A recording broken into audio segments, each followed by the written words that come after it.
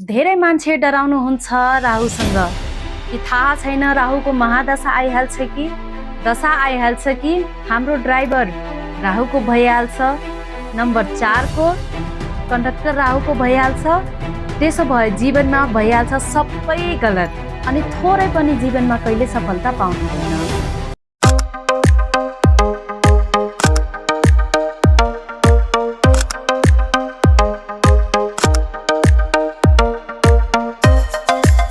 नमस्ते, म सुषमा शाह, डेस्टिनिज केयर न्युमरोलोजीमा तपाईहरुलाई स्वागत छ।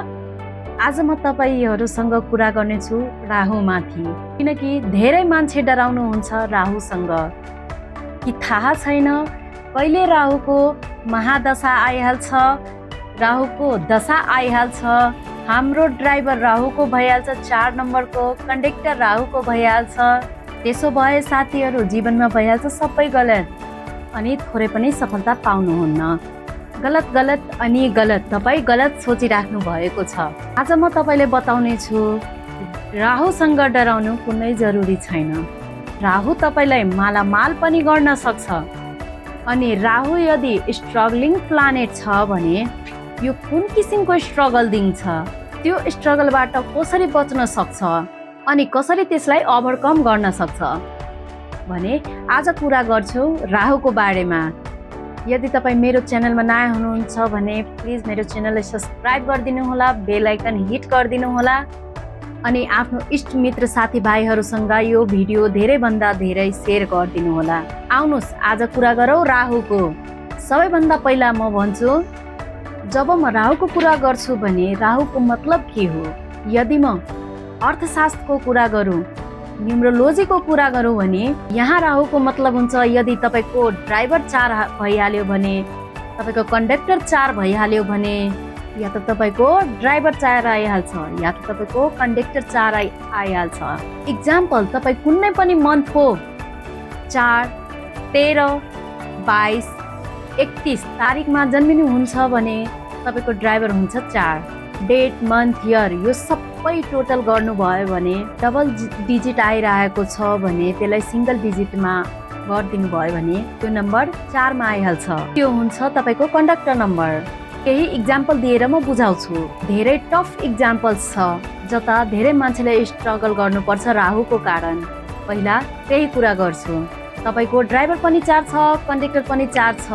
यो धेरै स्ट्रगलिङ कम्बिनेसन छ, नो डाउट। अगाडि पनि राहु, पछाडि पनि राहु।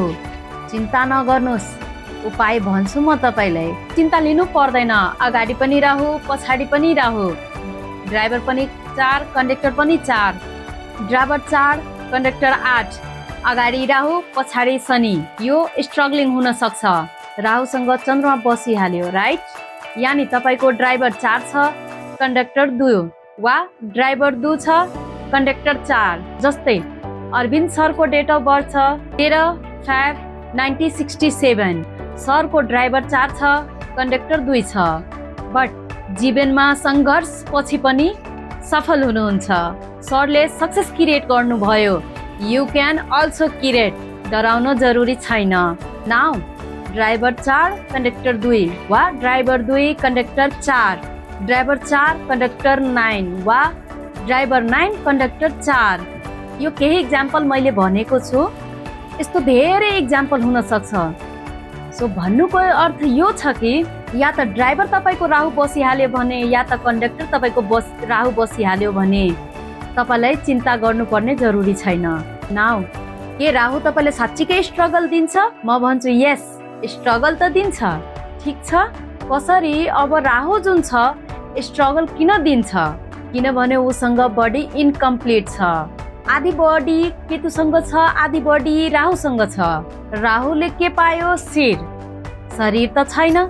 उसँग जब बडी इनकम्प्लिट हुन्छ भने त्यो स्वाभाविक कुरा हो कि मान्छे इनकम्प्लिट भयो भने के गर्छ? क्रोल गर्छ, स्पिड स्लो भइहाल्छ उसको। त्यही भएर स्ट्रगल प्लानेट छ। तर डराउनु पर्ने जरुरी छैन। अब के गर्ने? यदि तपाईँ यसबाट विन ओभर हुन चाहनुहुन्छ भने म तपाईलाई केही उपाय भन्छु। तपाईँ यो उपाय गर्नुहोस्। स्ट्रगल मात्र कम हुँदैन, सङ्घर्ष मात्र कम हुँदैन। राहु तपाईलाई मालामाल पनि बनाइदिन्छ। जसरी अरविन्द सरले मालामाल बनाइदिनु भएको छ। यसको अर्थ जवाब त छ मसँग। तपाईले धेरै सिम्पल उपाय बताउँछु, तपाई गर्नुहोला। सबै कुरा ठिक अनि राम्रो हुनेछ। पहिलो, यदि तपाई राहुलाई जित्न चाहनुहुन्छ, यसको सङ्घर्षलाई कम गर्न चाहनुहुन्छ भने सबैभन्दा पहिला के गर्नुहोला? कुनै पनि डगलाई यानि कुनै पनि कुकुरलाई दुधमा भिजेको रोटी त्योसँग ब्रेड खुवाउनुहोस्। दुधमा भिजेको रोटी वा दुधसँग ब्रेड दुवै मध्ये कुनै पनि जुन इजिली एभाइलेबल हुन्छ तपाईँ कुकुरलाई खुवाउनुहोस्। भयो भने डेली खुवाउनुहोस्, भएन भने हप्ताको 2 देखि 3 चोटि खुवाउनुहोस्। तपाईँ हेर्नुहोला तपाईको भाग्यमा कस्तो चमक आउँछ। तपाईको सङ्घर्ष कम भइहाल्छ। तपाईँ गरेर हेर्नुहोस्। अरू उपाय बताउँछु। जति पनि मजदुर हुन्छ, रिक्सावाला हुन्छ, अटोवाला हुन्छ, यिनीहरूसँग कहिले पनि दुर्व्यवहार नगर्नु, वाद विवाद नगर्नुहोस्। मैले अक्सर मानिसहरूलाई अटो चालकसँग, रिक्सा चालकसँग 2 रुपियाँ 5 रुपियाँको लागि बहस गरिरहेका हुन्छन्। मलाई लाग्छ साथी यो के गरिरहेको छ मान्छेहरू। नगर्नु साथीहरू, त्यो बेचारा गरिब मान्छे हो। यदि उसलाई 2, 4, 5 वा 10 रुपियाँ बढी पनि दिइहाल्यो भने त्यो बेचारा घरमा खुसी भएर जान्छ अनि भन्छ मलाई आज कुनै राम्रो मान्छेले 10 रुपियाँ बढी दिनुभयो। गर्नुहोस्। यिनीहरूसँग साथीहरू कहिले वाद विवाद नगर्नुहोस्। जति माग्छ त्यति दिइहाल्नुहोस्। तेस्रो उपाय भन्छु। राहुको एउटा क्यारेक्टर के हुन्छ? थोरै डोमिनेटिङ नेचर हुन्छ। यस, राहुको थोरै डोमिनेटिङ नेचर हुन्छ, एब्युज नेचर हुन्छ।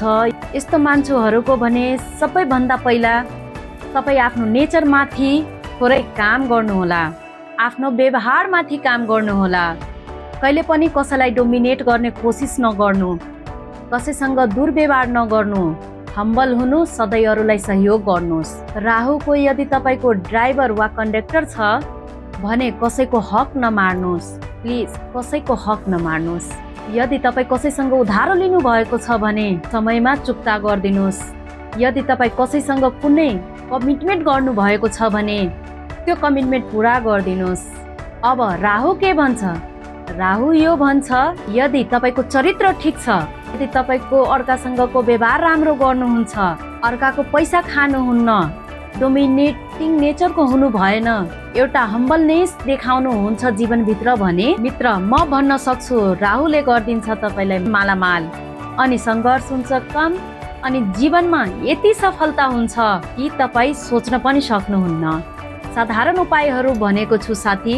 यदि तपाईँ यो 3वटै कुरा, यो 3वटै उपाय गर्नुहुन्छ साथी, come to me after 6 months and a year, you will be 100% से म्याम मेरो लाइफमा धेरै ठुलो एउटा राम्रो एउटा चमक आएको छ, एउटा राम्रो ट्रान्सफर्मेसन भएको छ। Do it and feel it.